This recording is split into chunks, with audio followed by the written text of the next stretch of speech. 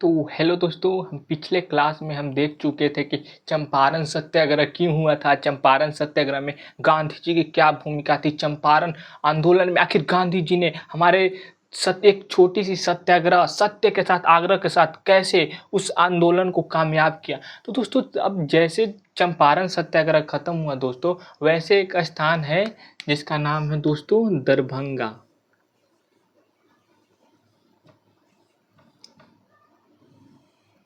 दरभंगा।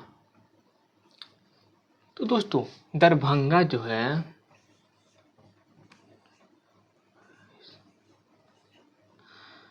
तो दोस्तों जो दरभंगा स्थान है दोस्तों, दरभंगा में दोस्तों कहते हैं कि दरभंगा के जो राजा थे, दरभंगा दोस्तों, अब दोस्तों हम जैसा कि हम देख चुके थे पिछले क्लास में कि चंपारण सत्याग्रह कैसे हुआ, तो अब हम देखने वाले हैं कि दरभंगा के बारे में कि आखिर दरभंगा का विद्रोह कैसे हुआ, दरभंगा के आखिर किसानों ने क्यों, उनको क्या आवश्यकता पड़ गई आंदोलन करने का।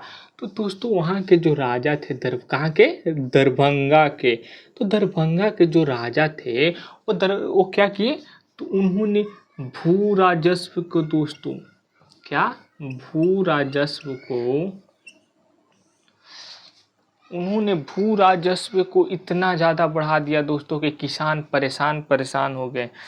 उन्होंने किसानों का शोषण दमन करना बड़े स्तर पे प्रारंभ कर दिया दोस्तों। कौन, दरभंगा के राजा। अब उन्होंने भू राजस्व को बहुत ज़्यादा बढ़ा दिया। अब जैसे कि उन्होंने भू राजस्व को बढ़ाया तो किसान दोस्तों पहले से ही देख चुके थे कि वहाँ कहाँ, चंपारण सत्याग्रह से काफ़ी ज़्यादा प्रेरित और मोटिवेट। जैसे दोस्तों आप कभी देखे होंगे कि आपके गांव में अगर कोई बन गया दरोगा या IAS IPS जो भी बन गया, तो दोस्तों देखते हैं कि आप गाँव से बड़े स्तर पर लोग माइग्रेट करते हैं शहर की ओर पढ़ने के लिए कि अब हम भी IAS IPS बनेंगे। उसी प्रकार दोस्तों जो यहाँ के जो किसान थे, कहाँ के, दरभंगा के, जो दरभंगा के किसान थे काफ़ी ज़्यादा इस आंदोलन चंपारण सत्याग्रह से मोटिवेट थे, मतलब प्रेरित थे। उन्होंने भू राजस्व के खिलाफ आंदोलन करने का निर्णय लिया दोस्तों और बड़े पैमाने पर आंदोलन भी किया। तो दोस्तों जब यह किसान खड़ा हुए लेकिन इनकी बातें राजा के द्वारा नहीं सुनी गई।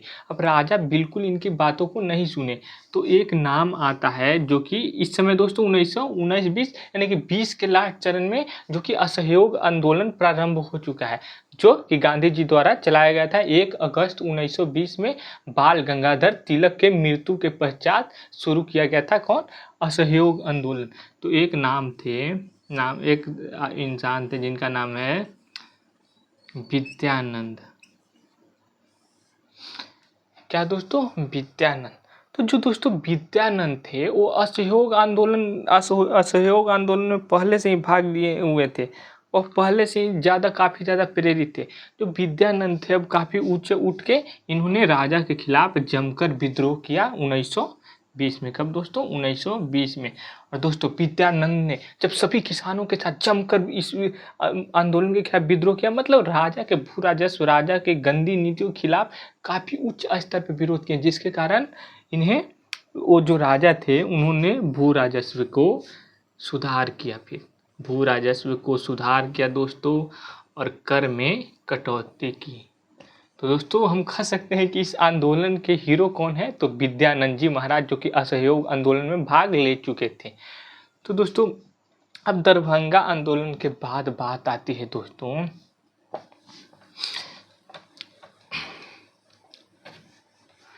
तो दोस्तों जैसे ही दरभंगा आंदोलन खत्म हुआ, तो दोस्तों जैसे ही अब दरभंगा का आंदोलन खत्म हुआ, दरभंगा के किसान कामयाब हुए दोस्तों, बात है बखास आंदोलन, जिसका नाम है दोस्तों बखास।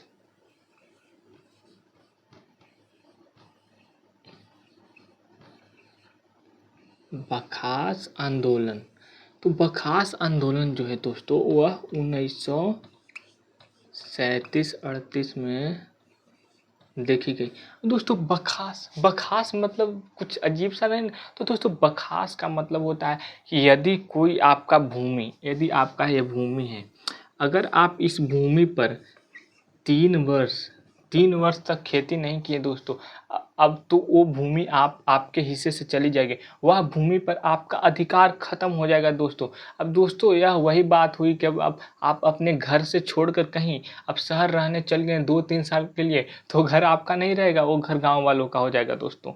वही बात है, जो यहाँ के जो राजा और सेठ साहूकार थे, इनकी जो ये नीतियाँ थी कि उनका क्या समाप्त हो जाएगा, 3 वर्ष के बाद ही मात्र समाप्त हो जाएगा उनका जमीन। तो बरखास्त भूमि जो दोस्तों, बरखास्त भूमि से राजा जो किसान थे, क्या किसान, किसान को खेती करने से मना किया गया। कहाँ? बरखास्त भूमि पे। तो किसानों को खेती करने के लिए आखिर मना किया गया किनके द्वारा? तो वो थे पहला दोस्तों वहाँ के राजा और दूसरा साहूकार। राजा और साहूकार। अब दोस्तों आप खुद सोचिए, आखिर खेती करने के लिए मना किया गया तो किसान दोस्तों भूखे मरने लगे। अब किसान क्या करते, जो भी था उनका पूंजी था, उनका क्या था दोस्तों, तो उनका पूंजी क्या था, तो उनका पूंजी था उनका खेत। अब खेत इनसे छीन लिया गया। अब जब खेत छीन लिया गया दोस्तों, तो अब बताइए वो क्या करते, उनका विद्रोह करना तय था। तो बखास भूमि के लिए हम कह सकते हैं कि जो बखास आंदोलन है वह बिल्कुल दोस्तों किसके लिए है, तो वह किसके लिए है, तो बखास भूमि के लिए, ताकि किसानों को खेती करने दिया जा सके। अब किसानों को खेती करने दिया जा सके इसलिए किसानों ने यहाँ भी विद्रोह किया दोस्तों, लेकिन राजा और साहूकार नहीं सुने।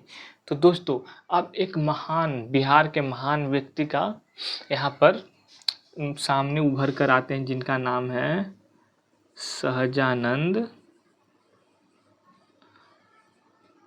जिनका नाम है सहजानंद सरस्वती।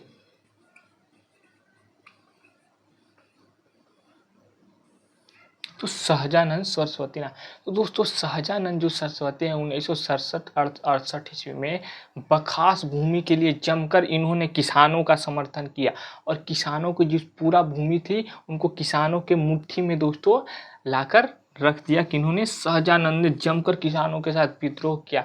और फिर दोस्तों राजाओं और साहूकारों ने किसानों को उनके भूमि पर खेती करने का इजाज़त दे दिया दोस्तों। तो बखास भूमि यही है कि वह भूमि जिस पर किसानों को खेती करने दिया नहीं जा रहा था, किनके द्वारा, तो सेठ साहूकार और राजाओं के द्वारा खेती नहीं किया देने जा रहा था, तो जिसके कारण यह विद्रोह जमकर हुआ।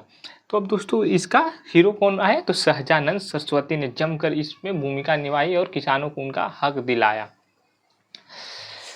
तो सहजानंद जो सरस्वती हैं, अब दोस्तों बखास आंदोलन के बाद आता है एक बहुत ही महत्वपूर्ण टॉपिक, जिसका नाम है किसान परिषद। क्या? जिसका नाम है किसान परिषद की स्थापना।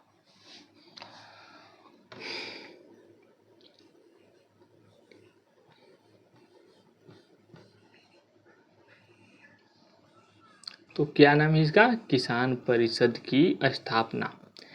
तो ये किसान परिषद क्या है दोस्तों? किसान परिषद किसानों के लिए एक, आप समझ लीजिए, एक मंच टाइप का था। जैसे जिस प्रकार 1885 में कांग्रेस का निर्माण हुआ था ताकि आज़ादी के लिए अंग्रेजों तक खबर पहुंचाया जा सके, उसी तरह किसानों ने एक परिषद बनाने का, एक कम्युनिटी बनाने का कोशिश किया, जिससे उन किसानों की मांगों को ऊपर अधिकारियों तक पहुँचाया जा सके। तो यह किसान जो परिषद है, इसका सबसे पहले प्रयास एक नाम है जिनका मोहम्मद जुबैर।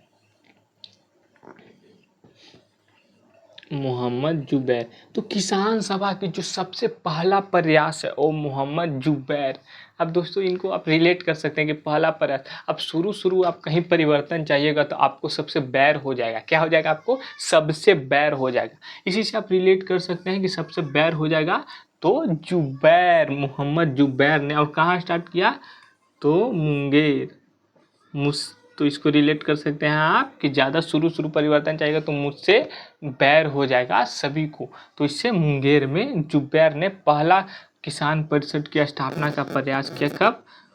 1922-23 ईस्वी में। किसने? मोहम्मद जुबैर ने किसान परिषद की स्थापना की कोशिश की। कब? 1922-23 ईस्वी में मुंगेर में।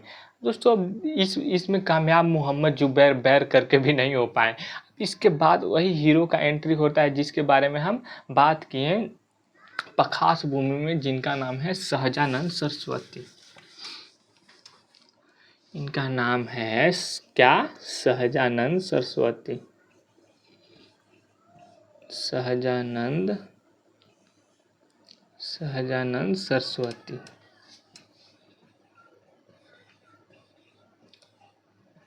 मेरे मित्रों, जो सहजानंद सरस्वती है, इन्होंने शुरुआत में 1928 ईस्वी में, कब? 1928 ईस्वी में, 1928 ईस्वी में किसान परिषद की स्थापना के प्रयास किए।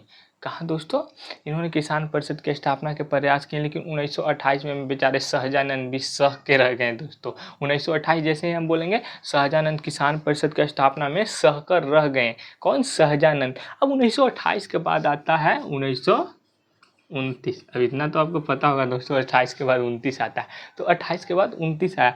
29 में बहुत ही महत्वपूर्ण बिहार के जगह है जहाँ नाम है सोनपुर। क्या दोस्तों?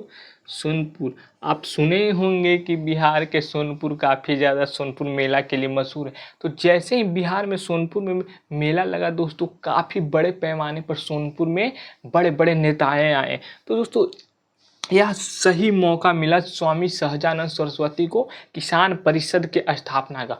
तो इन्होंने किसान परिषद की स्थापना की। किसने? तो स्वामी सहजानंद ने। कब? सोनपुर में 1929 ईस्वी में। और इसमें इस वक्त कैसे एकदम मतलब 1929 ईस्वी में सोनपुर में एकदम नियोजित तरीके से, जैसे नियोजित तरीके से किसान परिषद की स्थापना करने में सहजानंद कामयाब हो गए दोस्तों।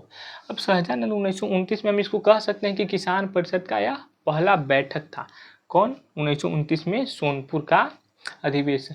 दोस्तों 1929 के बाद आता है 1934। अब किसान परिषद का बैठक, किसान परिषद का निर्माण हो गया दोस्तों 1929 में। और 5 साल दोस्तों इन्होंने जमकर आराम किया और उस वक्त कुछ नहीं हुआ। लेकिन जैसे ही 5 साल बाद 1934 में इनका नाम है पुरुषोत्तम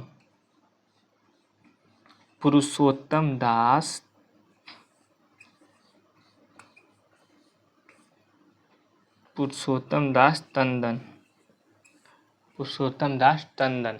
तो पुरुषोत्तम दास टंडन है जो दोस्तों, इन्होंने दूसरी किसान परिषद में अध्यक्षता की।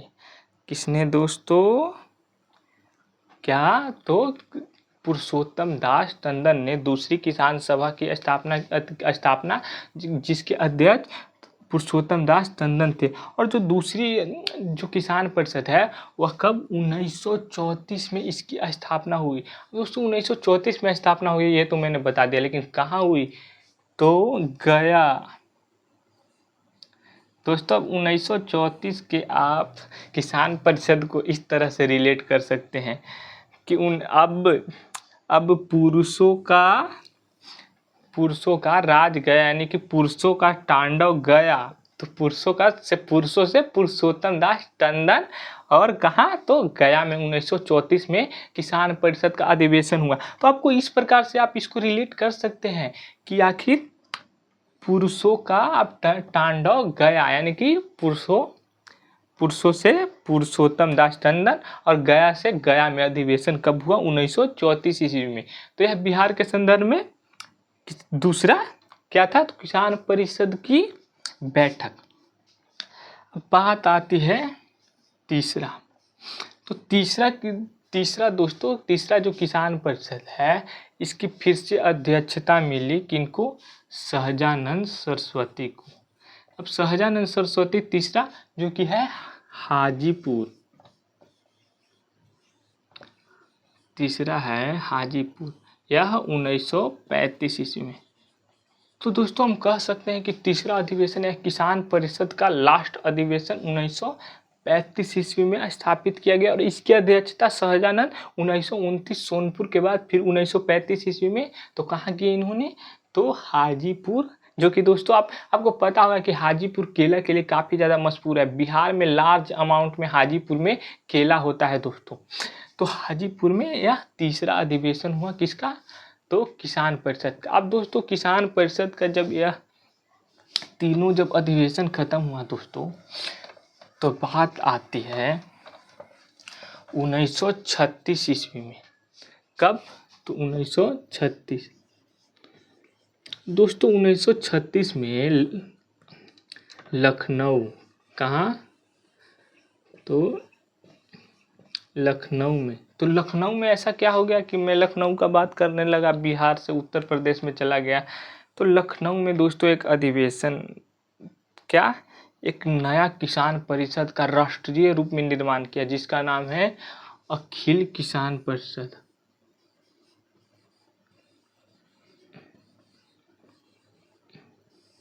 अखिल किसान परिषद।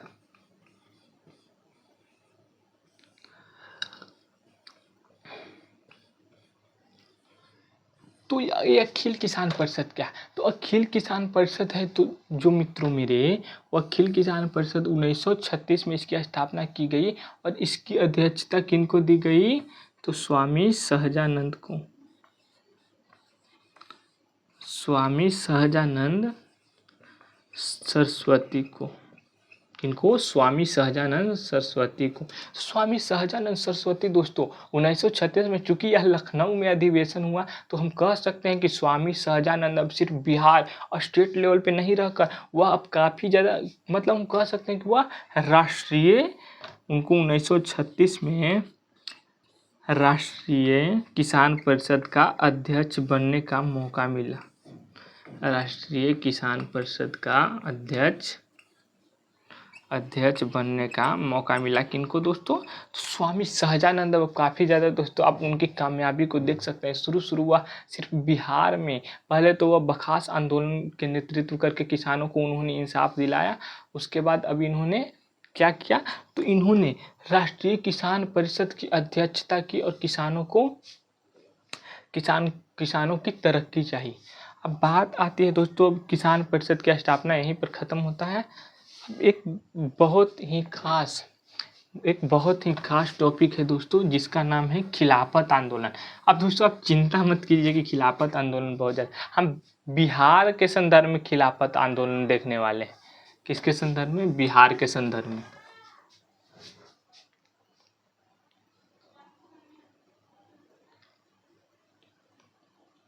किसके संदर्भ में दोस्तों? तो बिहार के संदर्भ में। अब खिलाफत आंदोलन क्या? खिलाफत आंदोलन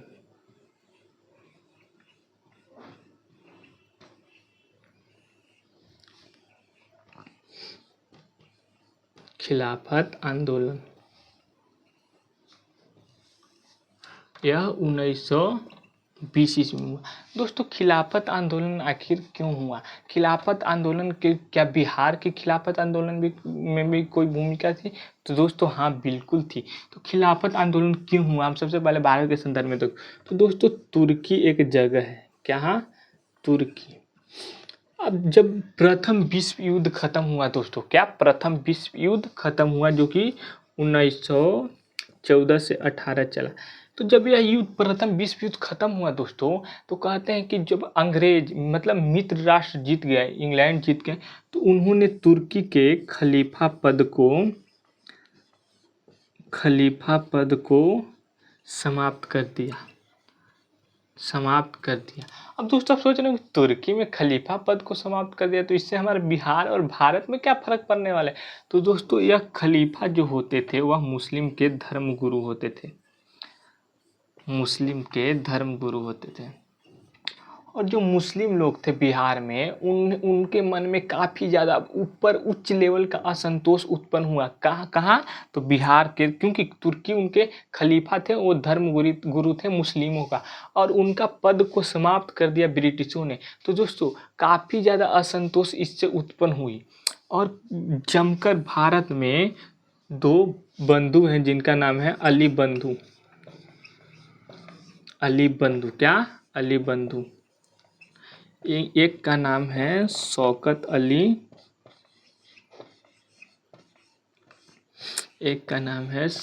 अली, और दूसरा का नाम है मोहम्मद अली। मोहम्मद अली। तो दोस्तों दोनों भाइयों ने भारत से खिलाफत आंदोलन के नेतृत्व किया और काफ़ी ज़्यादा विद्रोह किया जमकर क्योंकि खलीफा के पद को वापस लाया जाए। लेकिन दोस्तों यह कामयाब कभी नहीं हो सकते। खिलाफत आंदोलन कुछ किए या कुछ भी किए, खलीफा का पद उस वक्त से समाप्त हो गया दोस्तों, और आज तक समाप्त है। दोस्तों सबसे बड़ा बात आता है खिलाफत आंदोलन में हमारे महान यानी कि गांधी जी कूद गए दोस्तों। जब मुस्लिमों ने खिलाफत आंदोलन की तो गांधी जी भी खिलाफत आंदोलन में जमकर बढ़ चढ़कर भाग लिए। कौन? गांधी जी। तो गांधी जी खिलाफत आंदोलन में भाग लिए जम के। बात आती है बिहार के संदर्भ में, ये तो हम पूरे भारत के संदर्भ में देखेंगे। तो बिहार में पटना में 1920 ईस्वी में, पटना में बिहार में 1920 ईस्वी में, तो यह हसन, एक नाम है हसन इमाम। तो हसन इमाम के नेतृत्व में दोस्तों बिहार से पटना में 1920 ईस्वी में एक, मतलब हम कह सकते हैं कि एक अधिनियम, मतलब एक तरह से एक समिति का निर्माण किया गया और उनमें बढ़ चढ़ के भाग लिया। कैसे? अधिवेशन टाइप का एक पटना में हुआ 1920 ईस्वी में, और काफ़ी बिहार के सभी किसान भाग लिए, जम के बढ़ चढ़ के भाग लिए। और किसान 1920 ईस्वी में भी बिहार के दोस्तों गांव के किसान जागृत हो गए हैं और 1920 ईस्वी में जमकर विद्रोह किया और यह विद्रोह खत्म हो जाता है। लेकिन आप जान सकते हैं कि खलीफा का पद नहीं आया, खलीफा का पद ही रहकर खत्म हो गया दोस्तों। अब दोस्तों नेक्स्ट क्लास में हम देखेंगे असहयोग आंदोलन। तो आज के लिए बस इतना ही।